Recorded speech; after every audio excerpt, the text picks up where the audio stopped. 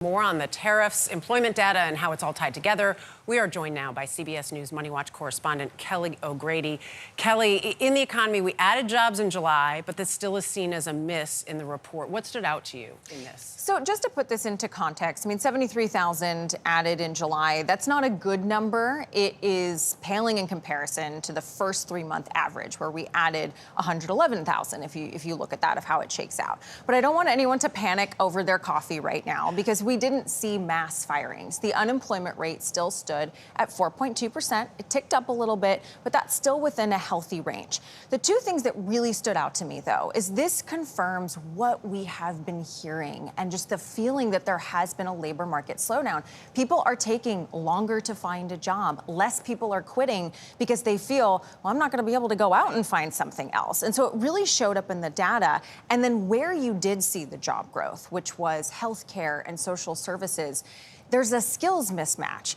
If I get fired, I'm not going to be able to go get a job in healthcare, right? So where the job openings aren't necessarily matching up with where people are looking. Well, the president has been steadily asking for lower interest rates. Do you see that happening at any point?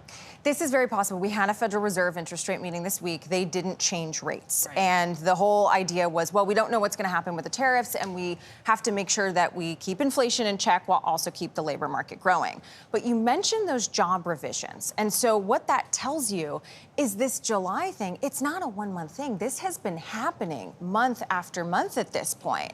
And so when I think about what the Federal Reserve is going to do, I go back to September 2024. That was when they did the half-point rate cut. It was the first rate cut after all of that inflation.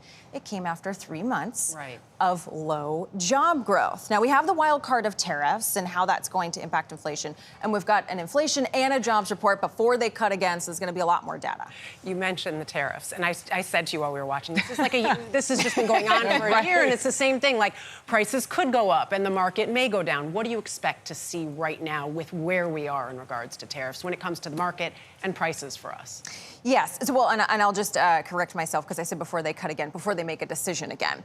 When it comes to the market volatility that we just saw, it was because there was uncertainty. I think investors had really gotten comfortable with, okay, here are the tariff rates. This is when they're going to go into effect. And then things shifted on Thursday night. And then you had this weaker than expected jobs report. So if we see more uncertainty, more bad data, you're going to see more market volatility. In terms of prices, it takes a few months for that to flow through to me and you. And we have those price increases, tariffs coming in a couple of days.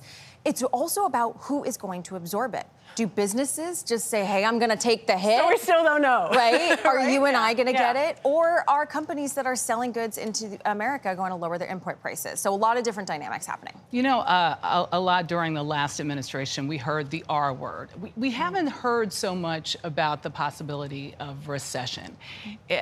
Will these economic trade wins signal that?